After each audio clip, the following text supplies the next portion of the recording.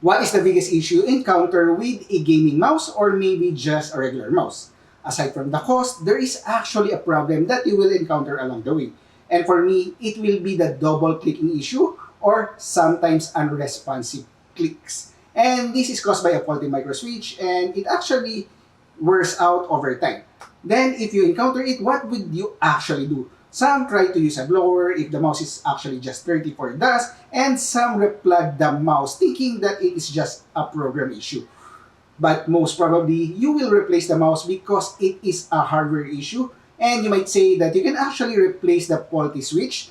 Yes, you can, but how? Using a soldering iron to replace the faulty switch? That is possible, but it might be challenging if you are not actually an electrician. So today, we are going to solve that problem by checking out the gaming mouse that we need. And this will be the ASUS Chakram X. And I would like to say thanks to our friends at ASUS Philippines for letting us test this gaming mouse. First, let us check what are the things that are included in the box. Inside the box, there is the actual unit itself and a lot of accessories. For now, let us try to check what are the things that are on the bottom of the box.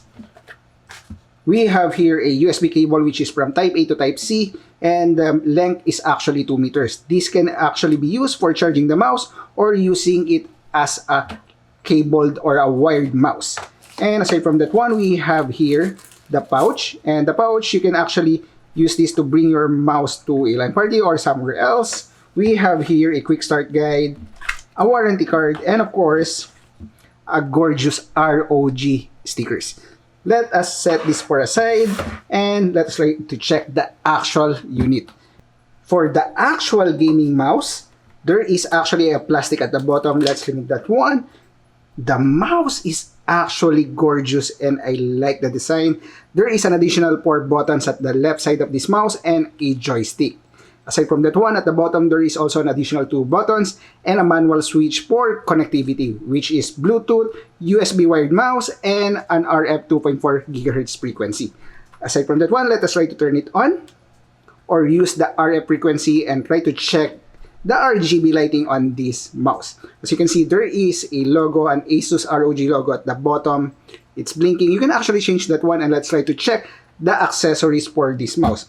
First is this plastic caps which you can actually put your logo and replace the ROG logo at the bottom of this mouse. You can remove this one and place your logo in this cover and place it inside. Then aside from that one, place your cover again and let's try to check. For now, there is no logo, so you will only see the white plastic inside. Aside from that one, we have here 2 additional options for your joystick. One is a shorter version of the joystick on this left side. You can change this one.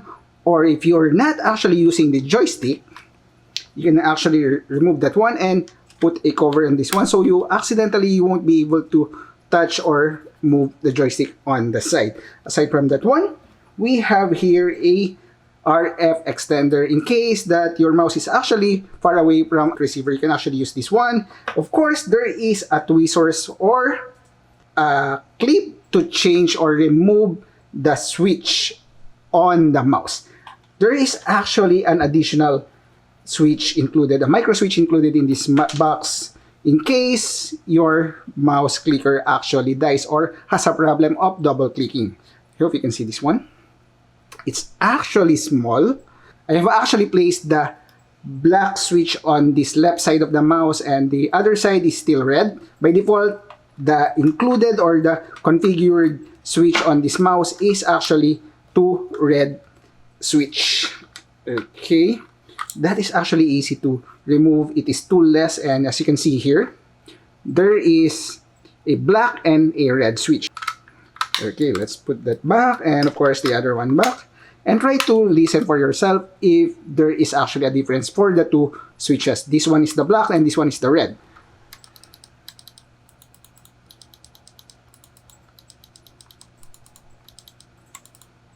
Okay, and aside from that one, we have here the RF receiver in case if you want to use the 2.4 GHz frequency for RF and you're not using the Bluetooth or the USB as a USB wired mouse.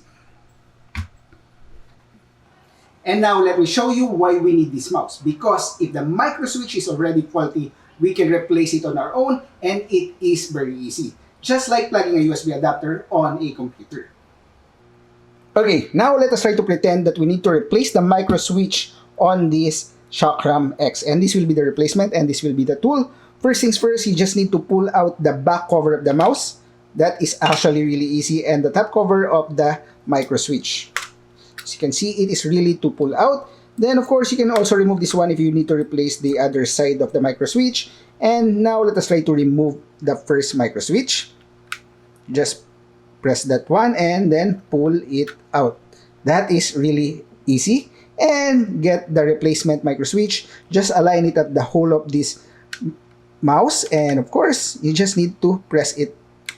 And it is already done. Now, get back the top cover of the microswitch. Okay, and as you can see, it is really easy to install. And of course, the back cover of the mouse. And just to make sure it is working, let's just turn this on to RF frequency and click if it will light. Okay, and it is done and it is working. That is really easy to replace. Now, another cool thing about the Chakram X is that it is a true wireless mouse. Not just because you can use it wirelessly, that is already given on a wireless mouse. But this mouse can be charged wirelessly, charging wirelessly. And that is actually cool because it removes the process of plugging in a USB cable. So if you are already done using it, just place it on top of a wireless charger and it will automatically charge. And the cool things doesn't end here. Let us check the things that we can configure with this Chakram X on ASUS Armory Crate.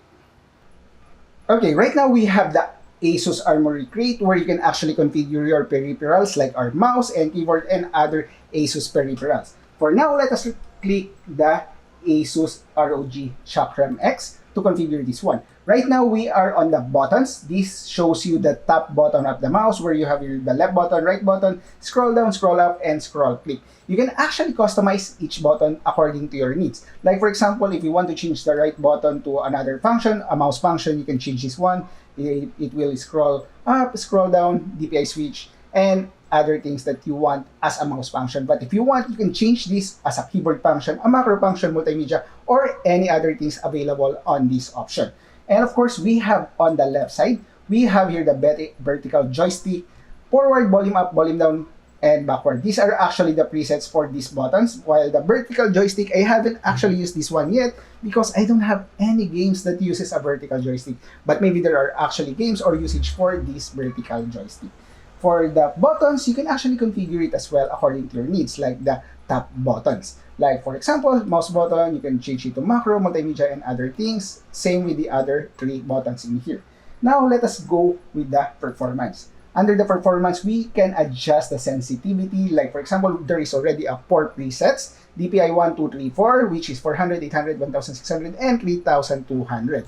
You can actually change it manually if you want. You can adjust this. For example, we are on the 3.2. As you can see, it's already fast.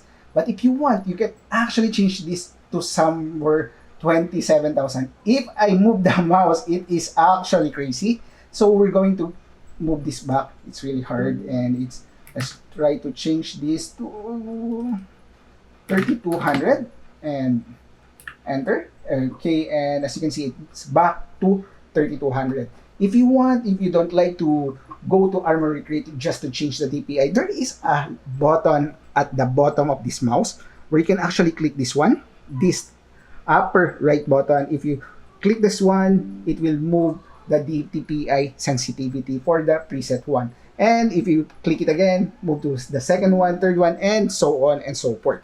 And aside from that one, let's go to 1600. It is much comfortable for me. And you can actually change the polling rate on this menu as well. Right now, it is on 1000 Hertz polling rate. And there is also an option for angle snapping. For angle snapping, guys, this actually helps you create a smoother or straight line if it is turned on. Like for example, this angle snapping is currently turned off. If you can see the line in here, I'll try to move the mouse back and forth and see if the mouse is actually going straight.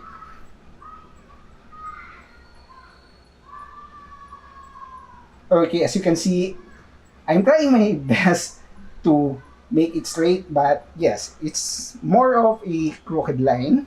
If I turn on the angle snapping, try to adjust it again, guys, as you can see, it is more of a straight line compared to the other one without angle snapping. And now going to the lighting. For the lighting, there is a lot of options. Right now, it is on battery mode. This is actually cool for me. I'll be using this one. If my mouse is already on low bat, it will turn to red color. But if it's 20% to 80%, it will be blue. And more than 80%, it will be green.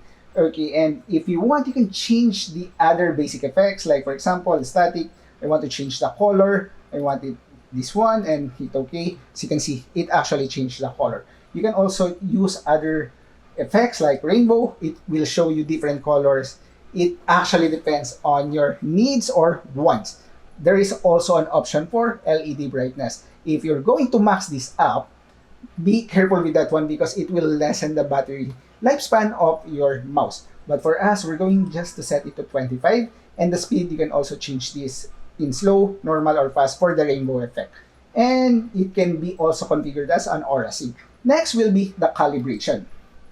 Under the calibration, there is a preset surface. Unfortunately, I don't have any of these mousepad. As you can see, I have a JK Chavez mousepad.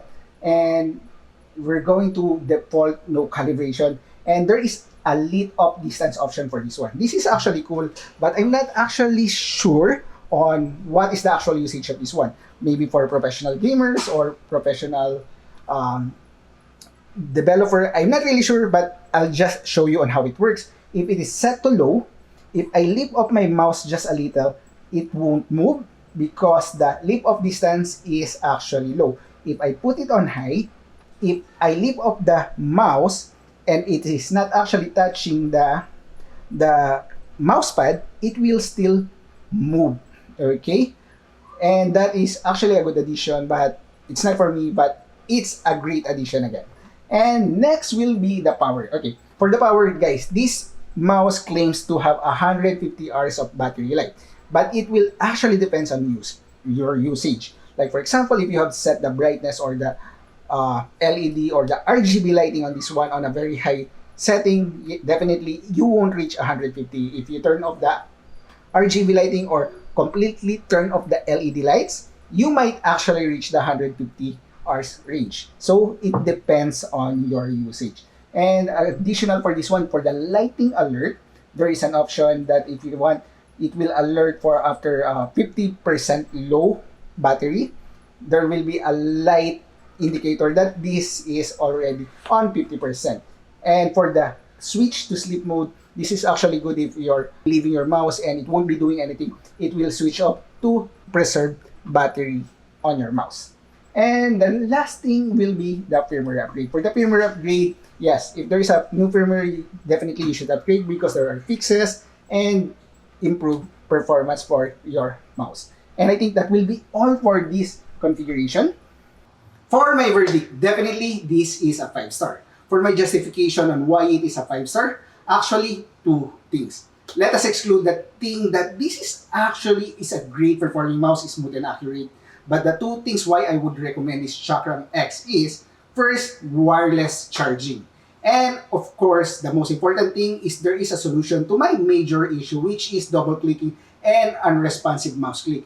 I can easily replace the micro switch without having to use a soldering iron.